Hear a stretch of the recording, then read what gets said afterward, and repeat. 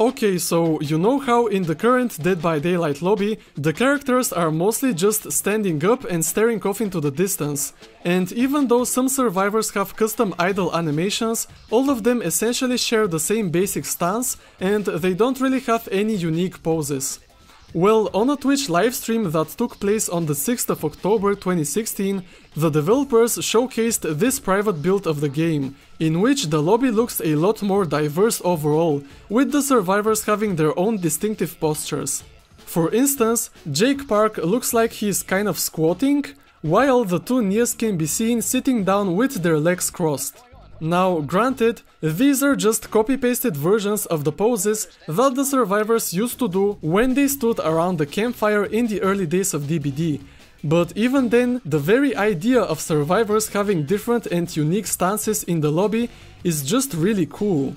One thing I've always loved about Dead by Daylight is that whenever you go to the main menu, you can see the survivors just casually sitting around the campfire, and all of them have their own poses and animations, which showcase their individual personalities.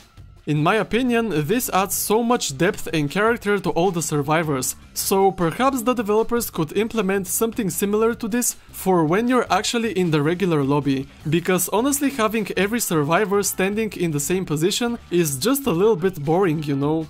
Maybe we could have a combination of sitting and standing survivors, which I think is going to provide some much needed variety and make the whole lobby experience much more interesting. Going back to the dev livestream, you might ask yourself, in what context is this video being shown? What exactly are the developers showcasing here? Well, it turns out that this is just a video recording of McLean running 4 Dead by Daylights on his computer in order to determine whether he had successfully fixed a bug regarding the perk Iron Will. I have linked the full livestream in the description for those of you who are interested in checking out the whole thing. Anyways, I got a little sidetracked there, so let's get back into the video. Now, in the official DBD Artbook, there is a bunch of early concept art of different characters, maps, items and much more, but one page really caught my attention. This is an image that is simply labeled Graffiti, which displays several spray-painted drawings. For example, there is a crow and a big tree, as well as multiple depictions of what are supposed to be killers. Unfortunately, there is no context for this image, so we cannot say for sure how this graffiti would have appeared in-game. Perhaps these drawings were just meant to be seen during the trials in certain buildings, similar to how we can see the Legion's logo that was painted by Jeff Johansen on Mount Ormond Resort. But I have a theory that is a lot wilder than that. So, you know how in Fortnite you can acquire various emotes which allow you to quickly spray paint something on any surface? Well, what if the developers were intending to make it so that survivors could communicate by spray painting images on the walls? This theory isn't all that unlikely, considering all of the other crazy concepts that the developers originally wanted to implement. But what probably happened is that this idea was discarded and later replaced by the much more simple survivor gestures, which were introduced shortly after the release of DBD. And let's be honest, although graffiti is a cool concept, Dead by Daylight is too fast-paced of a game for the survivors to communicate using spray-painted imagery. Now, the art book contains a few other pages that I wanted to talk about. One of them is this one, titled Iconography, which on the surface just looks like collage consisting of several familiar icons for perks, offerings and in-game scoring categories. But if we look at the upper left corner, we'll notice a bunch of icons that are nowhere to be seen in DBD, including what looks like shells of sea creatures, as well as a couple of symbols that vaguely resemble the design of the Raid's add-ons. The other page that I wanted to show you guys is this one, which simply showcases different variations of the DBD logo. It is kinda funny to look at how out of place some of these feel after the game has been out for more than 8 years. Moving on to the next part of the video, another unimplemented concept from DBD's early days is what I call exploding hatchets. But before we discuss this, I have to give you some background information. So Chapter 5, A Lullaby for the Dark, which included the Huntress as a new killer, was released on the 27th of July 2017. A month and a half prior to that, on the 11th of June, this video was posted on YouTube. The title is in Russian, but it essentially means Dead by Daylight prototype killer with access. The video itself showcases a very early work-in-progress version of the Huntress's power, where because the icon of her power hadn't been made yet, the Hack's power icon is used as a placeholder. Similarly, the Huntress also didn't have a 3D model yet, therefore the Hillbillies model was used for the prototype instead. But the most interesting thing from this video is how the power and the hatchets behave.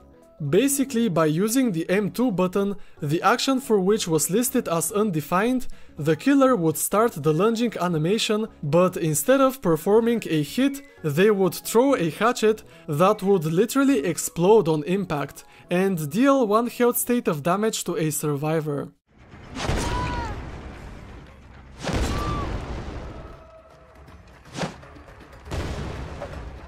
Furthermore, the hatchets moved through the air a little bit differently, and their trajectory was less of a straight line and more so resembled a curve.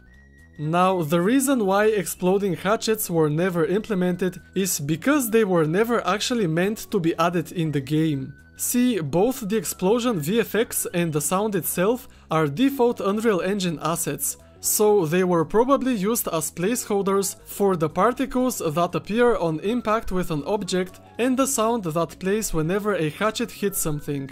Fun fact, when the Huntress was released, the developers actually forgot to remove the explosion sound effect, resulting in some pretty hilarious situations. If you want to learn more about this, then make sure to check out this video that I'm showing on screen. Yet another unimplemented concept from Dead by Daylight's past is a dynamic foot inverse kinematics system. Now, inverse kinematics sounds like something very scary and complicated, but all you need to know about it is that it is typically used in game development and 3D animation, in order to physically connect a video game's characters to the world and to the environment around them. And so basically, in DBD's case, during the game's beta testing stages, whenever players stepped on any kind of elevated or uneven surface, their legs would snap and adapt to the landscape. For example, when walking on stairs, survivors would realistically place their feet on the individual steps. However, the developers later decided to abandon and completely remove this system from DBD, probably because it was a little bit buggy. And so currently, survivors' legs look kinda weird when they're standing on an uneven surface, and the only instance in the game when characters adapt to the environment is when a survivor is down on the ground and they're laying either on a hill or a set of stairs. Only then does their body get adjusted according to the terrain. Well, I guess that was it. These were several unimplemented concepts from Dead by Daylight's history. I hope you all enjoyed this video and that you learned something new from it. If you did, then make sure to let me know by leaving a like down below, and also I would be glad if you would consider subscribing as well. Anyways, thanks for watching and I'll see you in the next one. Bye!